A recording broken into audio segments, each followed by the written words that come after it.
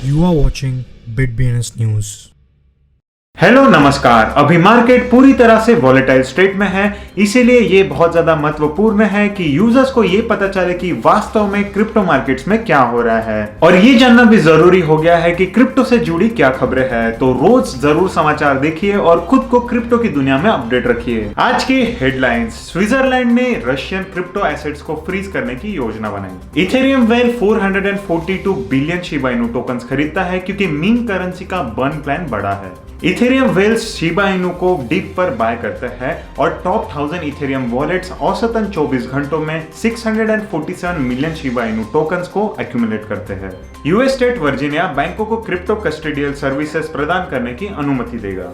FC Barcelona club NFT और metaverse में प्रवेश करेगा। यूक्रेन डीओ ने फ्लैग NFT के रूप में इथेरियम में $6.75 मिलियन का डोनेशन जुटाया। क्रिप्टो हब सिंगापुर ने सैंक्शंस लगाकर रशिया को स्लैम किया। BTC के प्राइस लेवल्स 1 वीक लो पर जाने की वजह से BTC का प्राइस $40,000 से नीचे गिरा। स्विस सिटी ऑफ लोगानो ने BTC और तेथर को लीगल टेंडर बना दिया। South Korean exchanges Russian IP addresses को ब्लॉक करते हैं। नेक्सस प्रोजेक्ट ने यूनाइटेड अरब एमिरेट्स में एक unique digital payment infrastructure launch किया।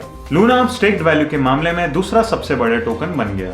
The sandbox metaverse 2 million users के माइलस्टोन को क्रॉस करता है। Mickey mental NFT card OpenSea के ऑक्शन में $471,000 में बिका।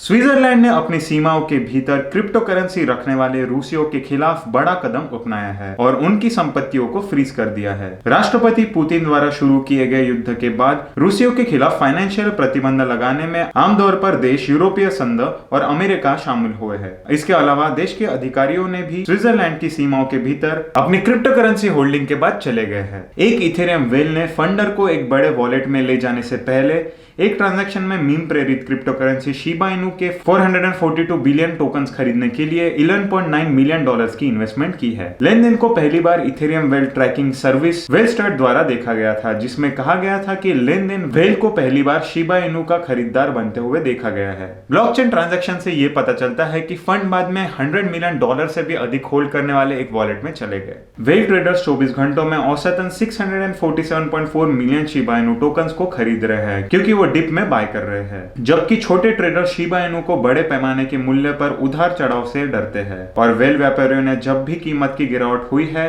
तो क्रिप्टो करेंसी खरीदकर परिसंपत्ति वर्ग में अपना विश्वास प्रदर्शित करना जारी रखा है। हाल ही के बाजार की गिरावट ने फिर से शीर्ष 1000 इथेरियम पतों के लिए शिबा इनू को कलेक्ट करने का अवसर प्रदान किया है। वर्जीनिया की सीनेट ने शुक्रवार को सर्वसम्मति में एक नया बिल की मंजूरी दी है जो कि राज्यों में बैंकों को क्रिप्टो करेंसी कस्टोडियल सेवाओं प्रदान करने की अनुमति देगा। बरसातों उनके पास संबंधित जोखिम का प्रबंध करने के लिए पर्याप्त संसाधन होना चाहिए। वर्जीनिया के गवर्नर ग्लेन यंकिक द्वारा ये बिल साइन होने के बाद ये प्रभाव में आ जाएगा। FC बार्सिलोना स्पेन और यूरोप में एक बड़े प्रशंसक के साथ फुटबॉल क्लब ने क्रिप्टो करेंसी बाजार में मेटावर्स और NFT के उदय का लाभ उठाने की अपनी योजना का खुलासा किया है। क्लब के अध्यक्ष जोनान लोपार्टा ने ये बताया है कि कैसे पूरी दुनिया में प्रशंसकों से अधिक जुड़ाव लगाने के लिए सभी बाजारों में कब्जा जमाने की योजना बनाई है। यूक्रेन की NFT नीलामी अब बहुत ही लाभदायक अंत तक आ गई है। बुधवार को देश ने अपने फ्लैग की छवि को 3 दिवसीय बोली प्रक्रिया के बाद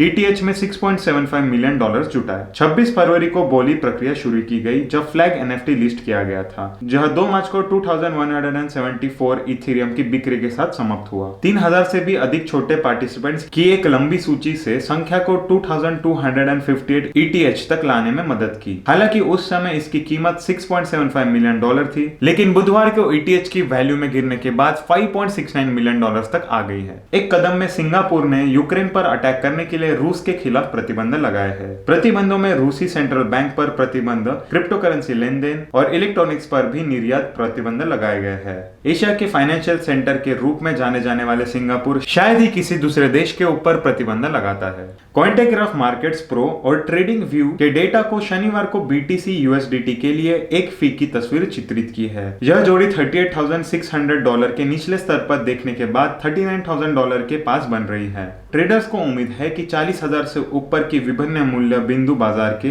45,200 के न्यूनतम रन के बाद स्थिर करने के लिए पर्याप्त होंगे। इस घटना में हालांकि बोलिया प्रवृत्ति को बनाए रखने के लिए वाकिफ नहीं है। बिटकॉइन को उस सीमा के बीच वापस भेज दिया जिसमें वो पूरे 2022 में लेवल्स पर था।